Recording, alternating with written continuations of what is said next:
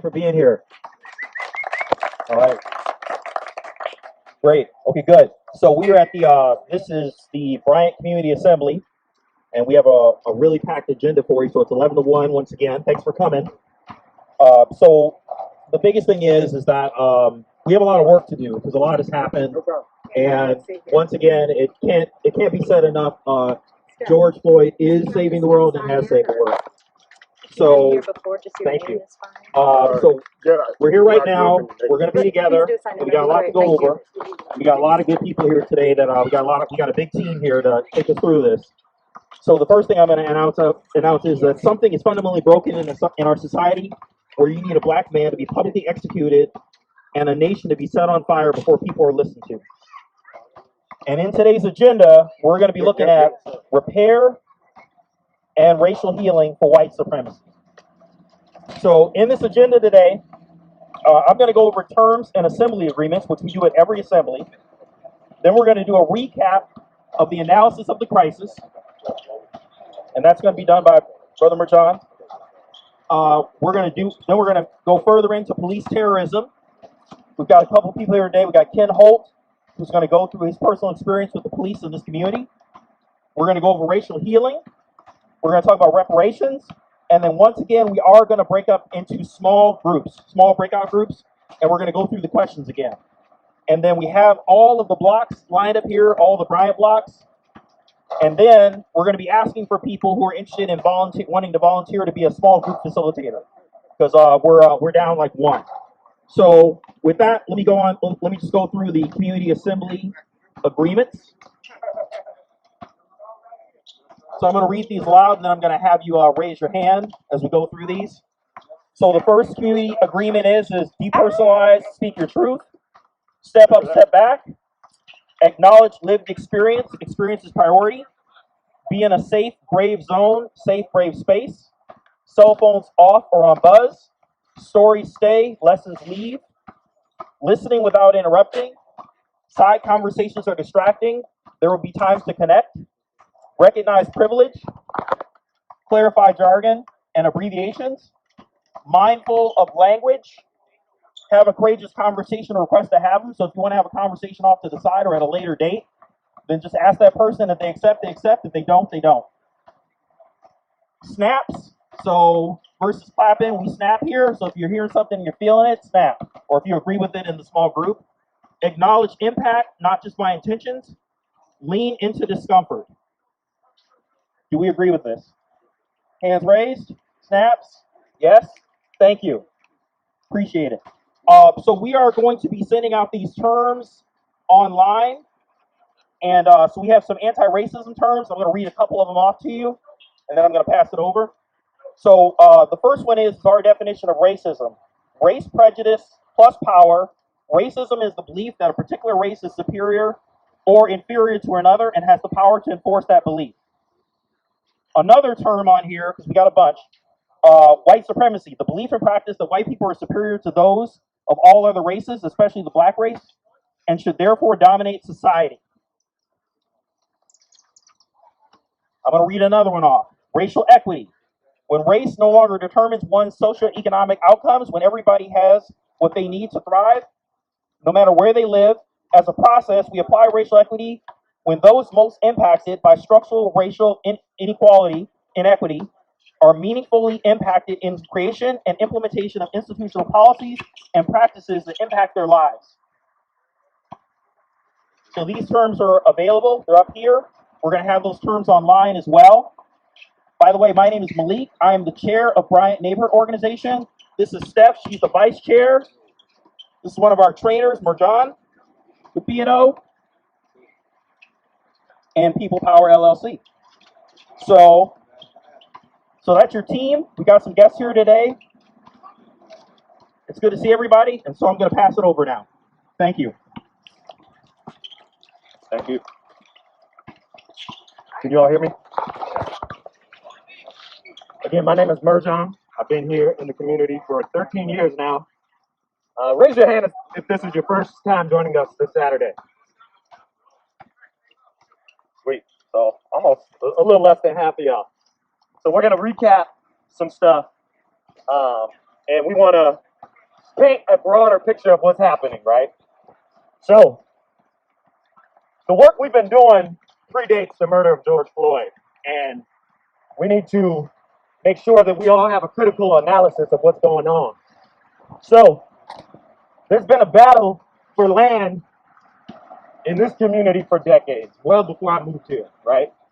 And what's happening today is really a 400-year-old battle of white colonizer settlers who have claimed this land for themselves and really denied land rights to anybody else. Indigenous people have very limited land rights on this soil. And it has been legislated that black people have no land rights. So we have to put this into a greater context when we understand this struggle. This is bigger than one singular lynching. George Floyd's lynching was the tipping point of a community that was already battling and struggling, and politicians who've been on the wrong side of this battle. So as we talk today, let's depersonalize this. This isn't about anybody personally. We have Councilmember Jenkins who just joined us. Thanks for joining us. Councilmember Jenkins is the face of power right now. So anything that is directed at politicians, again, it's not personal, right? So who was on the call yesterday that Councilmember Jenkins organized for a community conversation about the memorial site? A little less than half of y'all. So some of us had to lay out a little bit of that analysis, and we'll recap today for some of y'all who weren't here. But it's clear that the powers that be want to reopen 38th Street, right? So let's make sure that we understand what's happening, right? Councilmember Jenkins, she made it very clear in her update last week that she wanted to push for a peaceful reopening and try to honor the memorial. The problem is, if you have a critical analysis of what's happening and what's been happening, you know we can't do both. And we need to call out politicians who try to play both sides. They want to try to lift up the voices of black people and say they're on black people's side, and they also want to side with the oppressors of black people. So we have to call that out, y'all, right? And again, so I'm not sure how this is not personal if you're calling my name. Can we please? So how is this not personal? So politicians do not have a platform here. You have your platform yesterday to run your meeting. This is our meeting. So this is our meeting to counter the lies that have been going on. This is my neighborhood. I live right across Please have a seat. Join us. You can partake just like the rest of us. No, I just want to understand how this is not personal. You are the face of power right now. Name. You are the face of power. If Glidden was in office, this would Glidden. Okay, so let's just be real. It's so personal. We've been talking about Glidden. We've been talking about RP Ryback. It's personal, and right? It's not personal, Jenkins. You and I have known each other for a decade. We're neighbors. You calling my name? Okay. That's personal. So again, politicians do not have a platform here. So you can join us as a community member. Please do. And when we break up into small groups, you can speak your piece, just like any other community member. You are a member of this community, and we acknowledge that. You are also the face of power. So again, anybody who knows me knows I was on Elizabeth Glidden when she was the council member. I have been on Jacob Fry's ass before he was the mayor. I have been on Alon Dracano's ass. Anybody who knows me knows that. Somebody put me in Alondra on the same stage at Powderhorn Park 3 weeks ago, and it didn't end well. Because I let Alon Dracano know exactly how I felt about lying politicians. It was not personal to Alon Dracano. She's the face of power in the 9th Ward. That murder happened on the border, Ward 9 and Ward 8. They are responsible. They could have prevented this by listening to black people. They've ignored black people. And then they get black people who agree with them to do their dirty work. They weaponize identity politics to gatekeep white supremacy. Let's call that shit out. Let's call that shit out. I told y'all what's going to happen. Jim Crow is so sophisticated, you can have black and brown people, transgender people, queer people, straight people, poor people, right? Who gatekeep white supremacy. Let's call that shit out. So again, if there's a push to reopen 38th Street, let's be critical. Who's pushing this? Because if they're here listening to us, then they know this is going to be a struggle. This is going to be a fight the community don't need right now. I've emailed my council member. I've gotten no replies. So when I take to Facebook and calling folks out publicly, just know I've exhausted other resources, other ways of communication, y'all. He's lying, you guys. He's lying Okay. right this minute, right now. So, Deb Moses, Sandra Richardson, and Art Seratoff brought this to our attention about a week ago that there was a move to reopen 38th Street. And they organized community members to say, hey, this is what's going on behind the scenes. And they reached out to the Ward 8 office. And the original response we got was a denial. Am I wrong? Am I wrong? Art Saratov? Did the Ward 8 office denied it, that they were pushing to reopen 38th Street or not?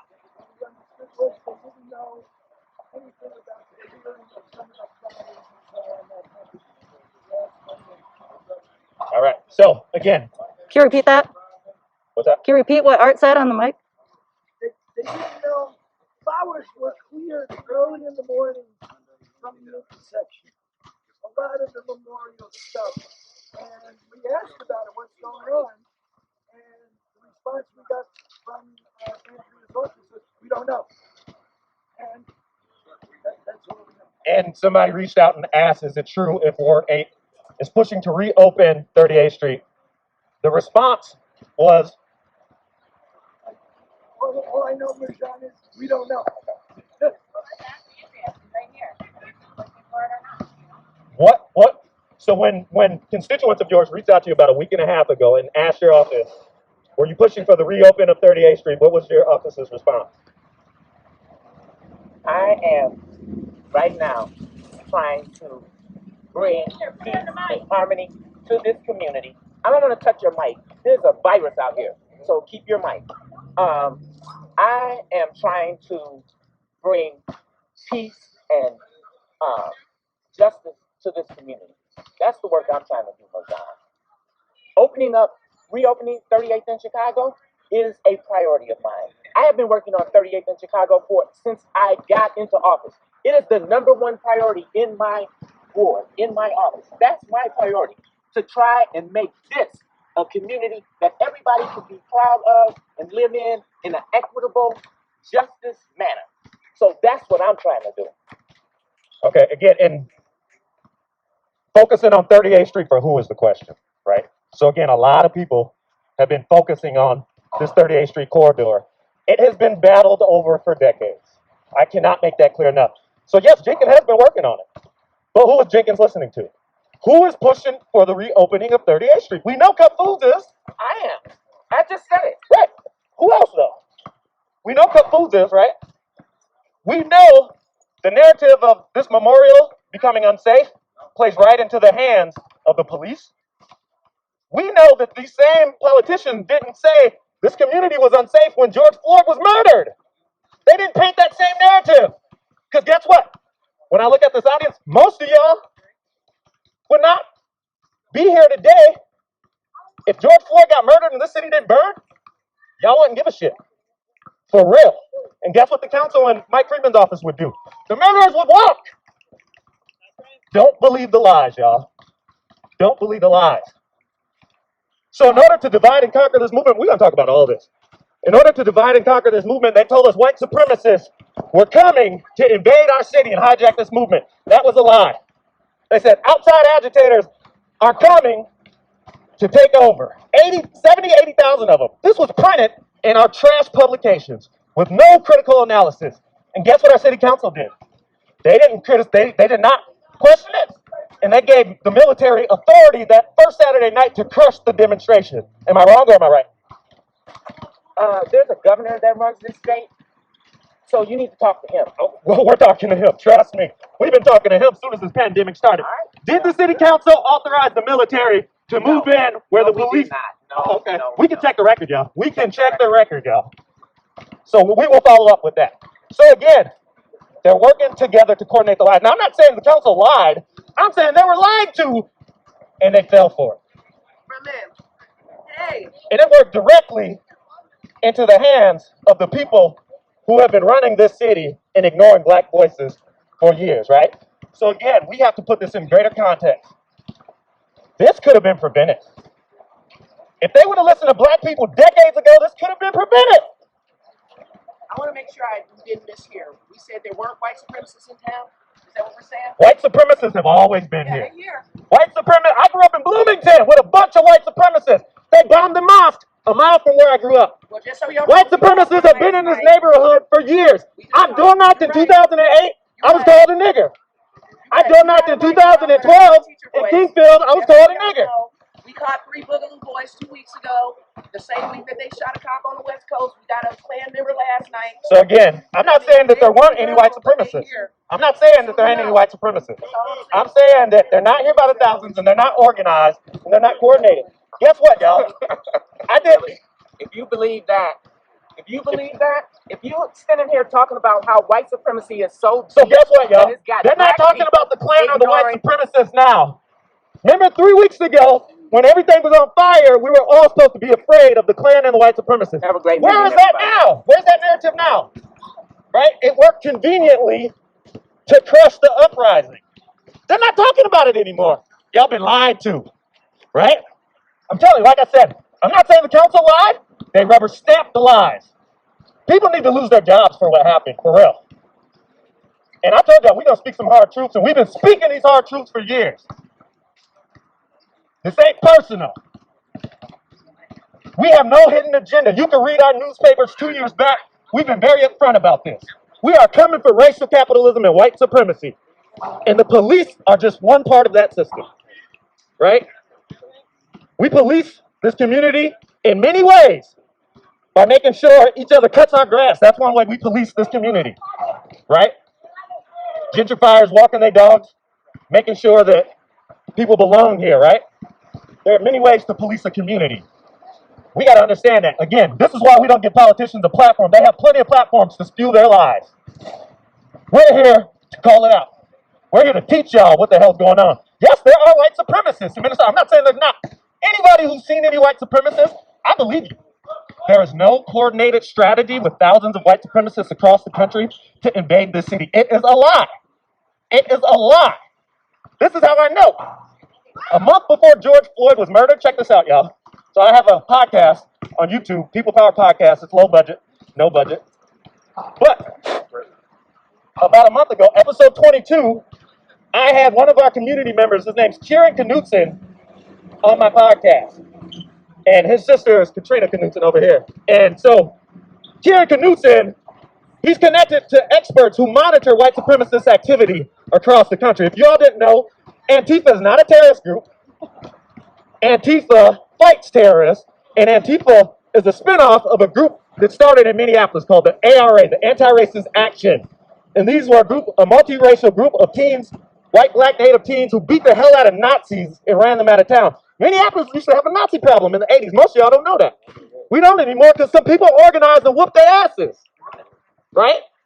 So that's what Antifa does today, what the ARA used to do in the 90s and in the 80s. So there are people who monitor white supremacists. So a month before George Floyd was murdered, I had Kieran Knutson on my podcast because I found white supremacist neo-Nazi stickers in Powderhorn Park. So we had a whole conversation, and what I found out was there's been stickers popping up in Midway and also in Wayzata in the suburbs. And what was reported to me was this is most likely, there's a depression happening since the COVID started, right? This is most likely lost kids who are stickering their community. It could be a couple who are maybe connected to the movement but have no backing and they're here trying to recruit. Depressions bring out bottom feeders. Our youth are the most vulnerable people. White youth, black youth, native youth, Latino youth. So white supremacists are going to be recruiting them. So are gangs. We have to offer our kids something better, y'all. I'm not going to lie. I grew up subscribing to patriarchy, just like all of us did, right? There's a difference between, and so it's entrenched in me. I got to do that work throughout the rest of my life to undo it. But there's a huge difference between wielding patriarchy to uphold white supremacy versus wielding patriarchy to dismantle it. Who was at the public hearing a year ago, the budget hearing a year ago at the city of Minneapolis when Jacob Fry was given his budget for 2020? Lisa Bender, who's our city council president, was out that day. So Jenkins was the acting chair. And organizers and activists disrupted it because they were upset because another black family just lost somebody, and the council just voted to give Justine Damon's family $20 million, and I think they're about to vote to give Jamar Clark's family $100,000. People were pissed, and they disrupted this meeting a year ago. Jenkins wielded patriarchy like nobody's business. I have never seen a local politician speak and threaten community the way she did. I swear to God, who was there? Am I lying? She threatened to have us all removed and have people arrested. She said she was calling security.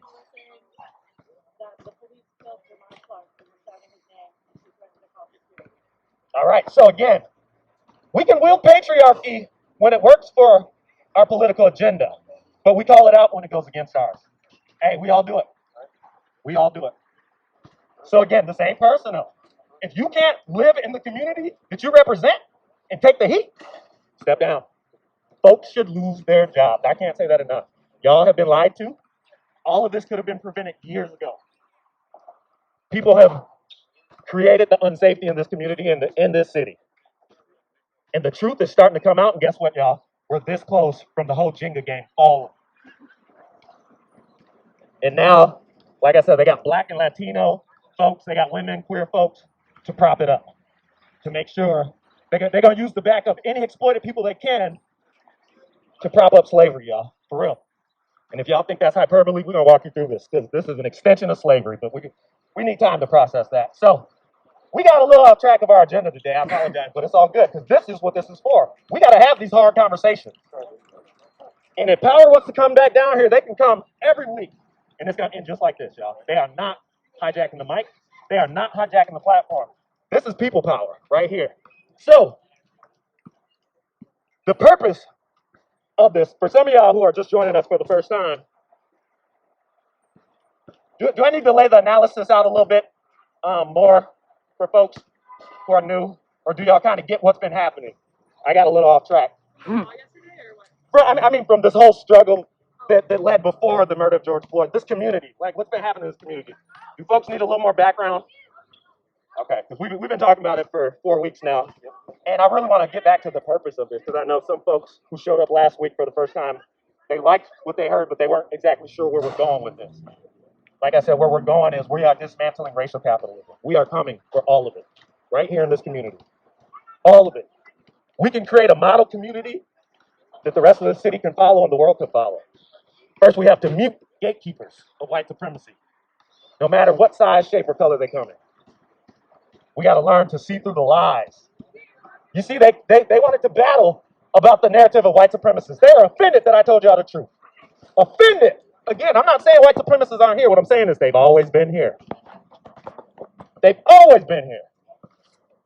And we employ about 800 of them with our tax dollars. So guess what? When those cops punch off the clock, what you think they're doing? You think they're going home to their kids and family, or are they going to try to save their jobs? We know there's been police provocateurs caught red-handed trying to damage our communities. We know that. We know this is old tactics. Yeah, who's heard of COINTELPRO, the counterintelligence program the FBI had back in the 50s and 60s? My family was a target of COINTELPRO. I have personal experience. Our government assassinated black leaders who said this shit.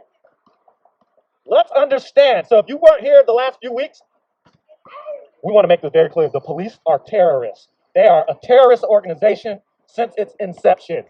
Their function is to transfer wealth. Their function is to oversee the transfer of wealth from black and brown and immigrant bodies into white communities. Redistribution of wealth has happened since Europeans stepped foot on this soil. So anybody who tells you socialism is evil, guess what? They've been gaslighting y'all. The redistribution of wealth and resources has always been happening. It's just been invisible. And they convince y'all that poor people are responsible for their own conditions. And we fell for it. Or a lot of y'all fell for it. A lot of poor people knew they work just as hard and they're just as deserving as anybody else in this society. Right? So what have we seen since the uprising? We saw a community stepping up. Mutual aid, mutual support. People putting resources where the need was, not questioning who deserves what.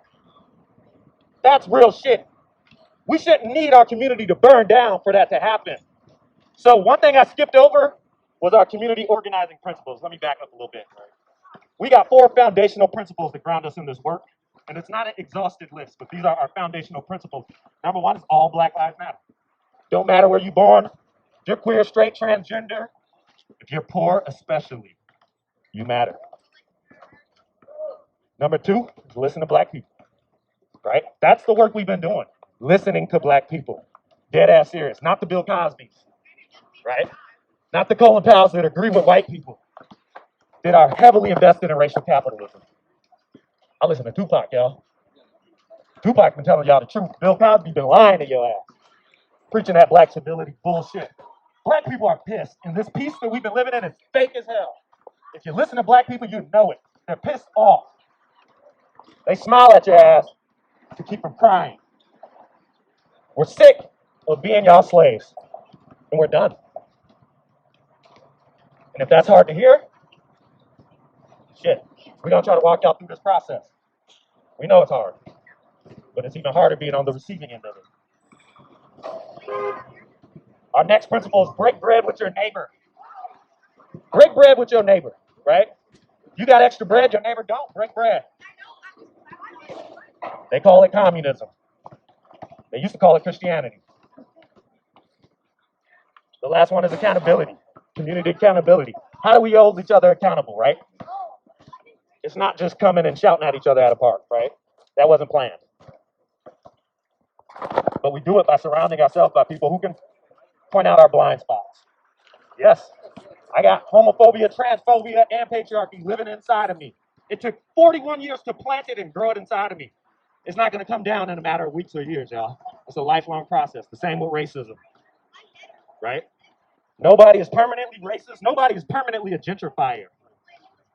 You show up that way. If you leave that way, that was a choice. If you spend the rest of your life being racist and participating in racism, you're choosing to do so. We're here to at least say, we told y'all. So the next time this shit happens, y'all deserve it. We know how to prevent it. Safety and security is tied to justice. Ain't none of y'all gonna be safe till black people are safe. I'm gonna keep saying that. Ain't none of y'all gonna be safe till black people are safe. And when black people are safe, it trickles up, not down, y'all. So again, we've been lied to. And this is hard because it exposes every single belief that we've been taught. With the school system, with the police, with the media, with our politicians. I talked to a Star Tribune newspaper 2 days ago, a reporter. He was embarrassed about their reporting on the white supremacists. He said, but he was in also defense of himself. He was like, but, what do you expect when your governor and your mayor tells you that? I said, well, we saw through it. I expect you to be critical. I expect you to talk to community members. He told me he just got off the phone with Elizabeth Glidden. I said, oh, well, good. I'm glad you're on the phone with me. Make sure we cross-analyze because she clearly has something to protect when she's talking about what happened, right? Glidden was part of the problem. Andrea Jenkins used to work for Glidden, and guess what? My sister used to work with the three of them. Andrea Jenkins would be the first one to tell you I was on Glidden's ass. This is not unique to Andrea Jenkins. So for her to try to make it personal, it's a lie. It is a lie. Anybody who knows me knows this is what I do. Like it or not, I don't care. This is what I do, and this is why BNO is paying me to be here, because nobody else is going to do it. I ain't going to say nobody else, but I've been taking bullets in this community for a long time. It's all good. I was built tough. So this conversation today is really about repair and racial healing. But we can't have no repair and racial healing until we see through all the lies, till we stop depersonalizing it. We got to move through this shame, y'all. A lot of people have shame. White folks have shame for being white. Black folks have shame for being black. Brown people, immigrants have shame for being otherized. We all have so much shame. And in order to move through that, we got to understand we've all contributed. We've all been complicit. That's how we have to understand this. These are systems that are so sophisticated. They can get Black and Latino people who have been champions for grassroots causes to end up on the other side fighting against those causes or trying to compromise those causes. Same difference, right? And for anybody who's not from Minneapolis and who moved here thinking this is a progressive liberal bastion, it's not. It is not. Minneapolis is one of the most racist cities rooted within the foundation of city government in the whole country. And it's so sophisticated because guess what? It took a long time for black folks to reach the north. By the time we got here, they studied what other systems were doing across the country to control black people. So by the time the black population started to get large enough in the Twin Cities, they had all the tricks. And they could even make them they could fine tune them, right? And then when those didn't work, then they got the police. So the police's function, and to say this is not a few bad apples. Derek Chauvin literally was doing his job. If you understand who the police are, his job is to control black folks. And if necessary, crush them, destroy them. So if we let this go through the justice system, they would have rubber stamped that. They would have confirmed that he did nothing wrong, y'all. Again, it took half the city to get lit on fire for them to take us serious. This is something I used to tell my students. I taught for 2 years for the Office of Black Male Student Achievement. And I would tell my students, this system only works because they convinced us that we don't have the power. But if we understand, we really do have the power. But as long as we're convinced we don't, they're going to keep winning, we're going to keep losing. But as soon as we understand that we have the power, we'll never forget. These systems worked overtime to make us collectively forget our power. I used to teach my students about uprisings, black resistance, beginning on the plantation and off the plantation. And there was a time in America where lighting shit on fire was normal. Because guess what? Almost nobody owned property. The only people that owned property were a few wealthy white men, and the people knew that. They knew the only way to strike the empire was to burn down their property. Our laws, our government was all set up to police and protect property over human life.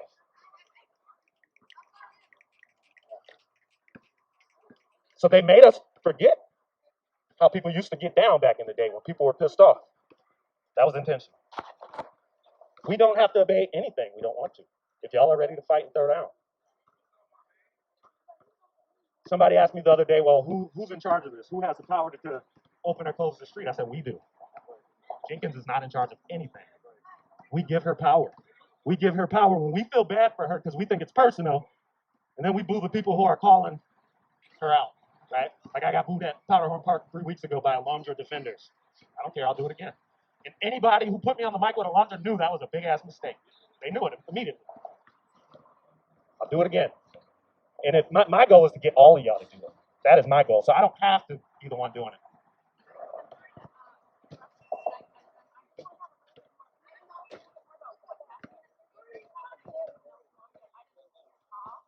So there's a push to reopen the intersection. And the question is why? Why would anybody want to engage in that fight right now? People are grieving. Like they can close intersections for years during road construction. Right? They can permanently, who's ever driven through Seward? They permanently close streets to accommodate whiteness and capitalism. So if they're telling y'all that we can't do it, they're lying. If they're telling y'all we shouldn't do it because it's unsafe for who? I shit y'all not. I've been walking my dog almost daily. Sometimes we cross here on Columbus, across 38th Street in the daytime. It's the most peaceful, serene community I have ever lived in. Crossing 38th Street without a problem. So there's dueling narratives. This community, raise your hand if you think, at least during the daytime, it's so much more peaceful than prior. And we see a lot more community building and engagement happening. Okay. And then raise your hand if you agree. At night, it's safe and scary. Like we hear a lot of gunshots and fireworks, and it is. I agree. I'm not denying that it's scary or unsafe. But let's interrogate who's making it unsafe. Who's shooting up the community? I'm gonna tell y'all real talk. Black folks are more united than ever. Our community, black and white folks, are more united than ever. Native and black folks are more united than ever. The streets are more united than ever. Now, our youth have been cooped up in the house for a long time. I've seen them drag racing. I see young people doing dumb shit. But guess what? It didn't start when George Floyd got murdered. Gunshots were not uncommon in this community in the summertime. Now, it has definitely increased, that's for sure. The drag racing, but again, let's interrogate why and who benefits from this. And how conveniently it fits with the narrative to push open 38th Street, to reopen it. So again, dueling narratives. Safer than ever in the daytime, more dangerous than ever at night. Weird. These people, Andrea Jenkins makes what, like $100 grand? $100,000. I make not a penny from my podcast. I get paid $150 to be here. And I could call out the bullshit. I'm not an expert. Nobody paid or elected me to do this. But I see through it because guess what? I've been doing this my whole life. So is she as dumb as she's pretending to be, or is she part of the system? Who knows?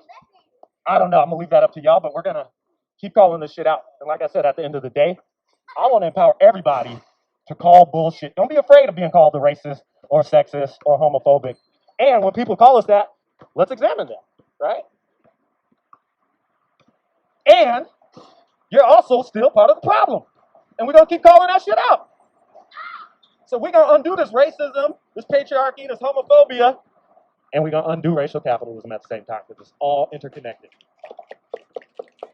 They're gonna keep running interference to get us to focus on one and not the other. Don't fall for that shit. So these systems work.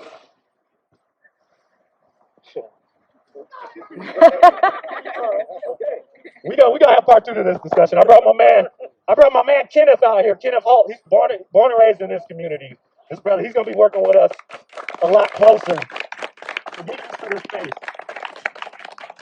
But Ken, so he took part in a racial healing session at Longfellow. Was it last weekend? Last Wednesday. By what's the group called? Creative Components. Creative Components is a therapeutic couple who decided to donate their expertise to the community to unpack some racial healing. So Ken has been a part of those conversations. Ken has been a leader in this community and education for a long time, and this brother has some amazing stories. And before we transition a little bit, I want to give this brother a few minutes, and we'll hear from him again. But his stories are so powerful, and I want everybody to know we're very sensitive when we ask people to share their stories. I've been doing youth work for 10 years. I've watched organizations pimp young people for their stories, their tragic stories, and we're not in that business. We're in the business of empowering people to tell their own stories. We will pay folks to do that as well, because we don't think people should have to do that labor for nothing, because this is educational and we're all benefiting from it. But we're very sensitive. We don't ask people to share their stories when they're not ready. We don't ask people to share their stories for our political agenda. We definitely have an agenda, that's for sure. And we want people who are down with this movement to be able to share and expose it. This brother has a lot to say, so we're going to give him the mic to say a few things, but he'll definitely be back, and he'll be working with our small groups to support us. Thank you. Ken Hope.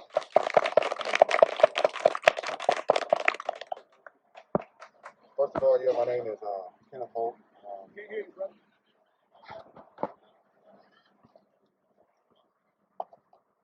Is that better? Yep. First of all, my name is Kenneth Hope. I'm born and raised in this community. When the younger kids were out here playing, it just brought back memories of when I used to be on that football field, playing football and being active, etc. This is my 24th year working in Bloomington Public Schools. And it's been tough. It's been tough all the way from, when I was a youth all the way to now. I deal with trauma, I deal with depression, I deal with anxiety, I deal with frustration, all of these different emotions that I feel. A lot of them come from interacting with the police. And a lot of my interactions with the police wasn't a pleasant one. A lot of the trauma and the pain that I feel, it was exactly from their caring and their just basic understanding just for human life. I can go all the way back from when I was 5 years old of being at this park. There was an officer called Jim Dale, and Jim Dale would harass us on a daily basis. We couldn't even be allowed to be kids and make the mistakes that kids normally make without Jim Dale harassing us, without him following us to our homes, etc. And I was born and raised on 38th and 4th, and living on 38th and 4th, the Boys Club. It was called the Boys Club then. Eventually they changed the name to Boys and Girls Club. But in '79, it was just called the Boys Club. And the Boys Club actually taught me my literacy. It also introduced sports to me. And it introduced things to me that I had no idea that I would actually become a part of, to be able to release the frustration and the pain of the things that I was seeing as I was basically trying to figure things out of who I was and how the world accepted me. And ever since I was younger, I knew something was wrong because the world didn't accept me for who I was. The world didn't accept me for my black skin. And it was a problem that I've had. So I took up sports. I boxed Golden Gloves. I played football. I played basketball. I played track. I played all these different sports. And I was fairly good at them. Actually, I was one of the best wrestlers in the state. One of my goals was to go to the Olympics, but living in my community, I became a product of my environment. I also played football to be able to release some of my pain that I was feeling. And football is legal violence. And I was able to get some of the frustration out that I was feeling through sports, through football. One of the stories that I want to share with y'all is that if y'all know who the former police chief, Janae Harto, she was actually patrolling our neighborhoods. And she had a partner, and me and my friends would call her, I'm kind of old school, we used to call her and her partner Cagney and Lacey. And some of the interaction with my friends in my neighborhood wasn't so pleasant. I remember like when I was 5 years old, where there was a time where you see a police officer, they give you baseball cards or football cards and say hi, etc. But it seemed like when I turned 8 or 9, etc., all of those interactions actually changed. And I didn't understand why. So with Cagney or Janae Harto, when she used to come to our neighborhoods, she used to traumatize us. There was a time where, you know, she would just come in the neighborhood, asked us what are we doing, knowing that we're just being kids, we're playing 60, we're, you know, playing tag throughout the blocks, etc. And just harassing us and making us feel comfortable in our own community where, you know, it's just not fair. It's not fair for anybody to make you feel like a prisoner of your own home, so to speak. And knowing that a lot of these police officers don't even live in our community, but yet they want to police in our community. I have a big problem with that. I've been having a problem with that. And for me, it's been frustrating because Minnesota is one of the racist states and one of the toughest states for black people to live in. And it's been hard. It's really been hard. I can say this, that this is the first time that I've been feeling the support with white people on the front line in solidarity. This is the first time that I've seen white people hold their own accountable of not only what I've been expressing and what other people have been expressing as well. And as being a black man born and raised from Minnesota, that makes me feel really good. It makes me feel real good about the future that we all want to see. You know, and in order for us to do that, we have to be able to come together in solidarity and fight the powers that be. And a lot of people have been so uncomfortable for the longest to be able to have these uncomfortable conversations. And that's what it actually takes. You know, unfortunately, you know, black people are not in position of power. White people are in position of power. So for me to share some of the things that I was going through, a lot of times white people would just look at me a certain type of way, like, get over it, that happened a long time ago, that wasn't me, pull yourself up from your bootstraps. But when it comes from one white person to the next white person, it's perceived differently. For whatever reason that may be, it's perceived differently. And that's what we continue need to have happen is these uncomfortable conversations. I'm gonna share some more history with y'all. I have a lot of things to share, but I know I can't share it all today. Another trauma situation that I occurred was when I was in my community, and we was playing ding dong ditch. We were, you know, pressing people's buzzers and running, etc. And someone in the community actually ended up calling the police. And Janae Harto and her friend came and harassed us. I was one of the kids who actually got caught. Well, during that time, I was real defiant. I was rebellious, etc. There was another squad car that actually came, and it was the K9 unit. So they had put me in the back of the K9 unit with a dog, and I just blanked out. I'm sitting right next to the dog, just growling at me, and all I remember is, you know, when I came to, I was down at the detention center, etc. But prior to that experience, I have no idea what happened other than me, you know, blanking out, knowing that I had a vicious dog that was barking all in my face, with me handcuffed in the back of a police car. And a lot of these situations that I shared with you were very traumatizing to me. I've been unable to untraumatize myself. However, I have been learning ways to deal with some of the things that I've been dealing with. And one of the things is, meditating, going to different places to be able to, release some of that energy and give myself self-care. Another thing that I've been able to do is exercise. I'm pretty much at the lake every day. I do probably about 600 push-ups, 600 squats as I walk 5K. And it just helps me release, all the different energies and emotions, et cetera, that I'm feeling. And a lot of people really don't know, how a lot of black people are feeling. A lot of black people are sick and tired of being sick and tired. We're sick and tired of having to continue to tell everybody who we've been telling for our whole lives. We're sick and tired of having to show you the proof that we've been telling you. So then a lot of times when we show you the proof, it's like you're still not believing. You're still trying to attack someone's character. Oh, this happened or that happened. But no, you have a person who was murdered. You have a person who's dead. What more needs to be done in order for people to be able to see the things that we've been actually telling y'all and expressing to you from day one? And as I shared earlier, to know that, there are groups and movements like this, I'm all in. I'm 10 toes in, because this is actually who I am. Number one, this is my community. And in order for us to create the change that we want to see, we got to be about that change, and we also have to know how to change ourselves. And starting with self is the common denominator of to be able to build anything and to be able to create anything the way that we want it to be. And on that, I just want to thank y'all for listening to me share my stories with y'all.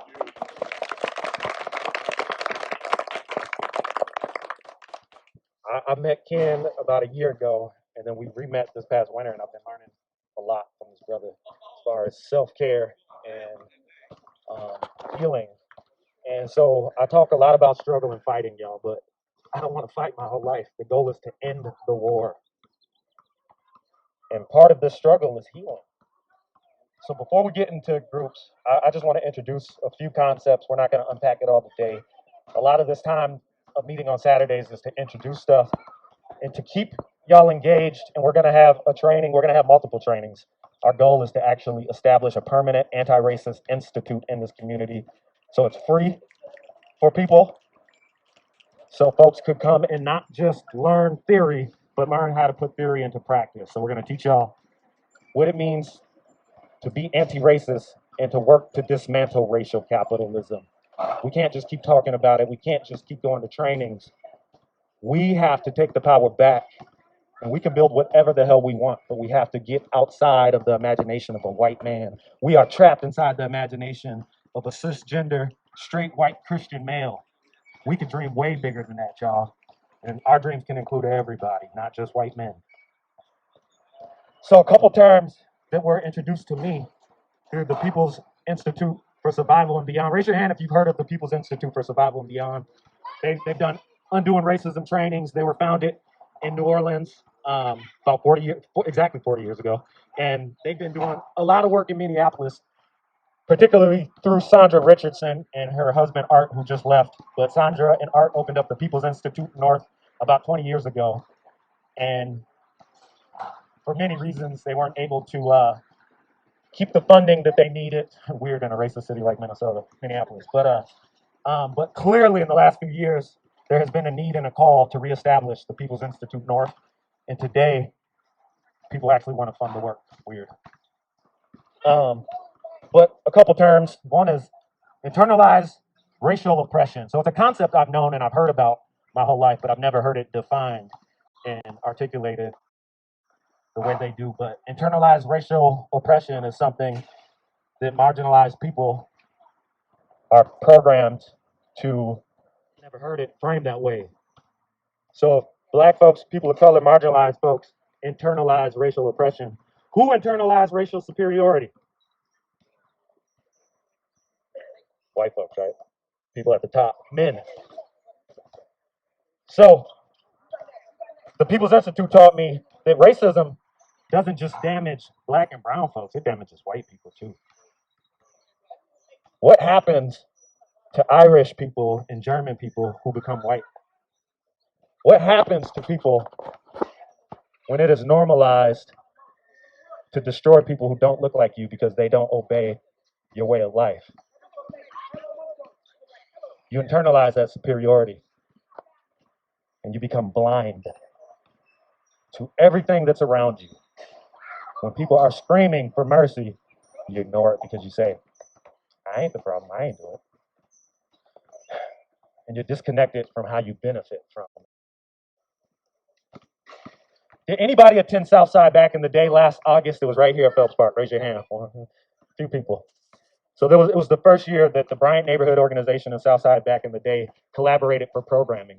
Bryant's a fiscal sponsor for many years, but we collaborated for programming, and we held an anniversary program for the 400-year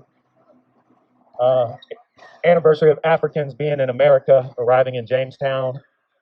And so we were able to get a grant from the city of Minneapolis. And it was actually, the whole program was my idea. It was an idea that I pitched to my sister, who pitched it to Councilmember Jenkins, who pitched it to Recast, and they worked to get it to come to fruition. So me and Jenkins ain't always been on the opposite side, y'all. Like, we actually have worked together a lot in the past. So it's bullshit to try to make it personal. I've known Jenkins for over a decade. My sister works for her. They're like PFL. So that was all the show. So last summer, we had a program honoring the 400-year anniversary of African Americans, and within that program, we had a community conversation on reparations. Did anybody attend that? One or two. And it was really the beginning of many more discussions. And when we talk about reparations, usually people have a one-dimensional understanding: financial reparations for the descendants of slaves, oppression, colonization, enslavement, destruction of a people, of human beings, of communities. It's going to take more than a check, right? Nobody's going to let these politicians write a check and say, all right, all is forgiven. Nope, that's not going to happen either, right? Because as soon as the money ain't going to mean nothing anymore, right? True currency is in community building. True currency is in community building. Let me say this for white folks. When y'all earn the trust of your black neighbors, better than gold. It's better than gold. And when we begin to build interracial unity and solidarity, what goes up must come down. Might take a long ass time, but it's gonna fall. And we're in that process. It's falling. Black people, and stop ignoring black people. That is the common ground. Can we agree on that? Polarization sometimes is productive. All right, we're gonna break up into small groups, and the questions are shorter this time. There's only 4. And after, a helpful tip is to answer all the questions and then pass them to the next person, and we could usually get through all the questions. And they're shorter, and then whatever time we have left over, let's ask each other questions, but let's make sure we practice radical listening. We're not interrupting each other, and we listen, and we stay on track. This is not therapy, y'all. I know it's a lot to take in and to process. Our goal here is reflection, and to me, the difference between reflecting and therapy, number one, therapy needs to be done with a professional in private. Reflecting is asking critical questions and trying to put it into context what's happening. Like this community meeting that happened yesterday that Jenkins hosted.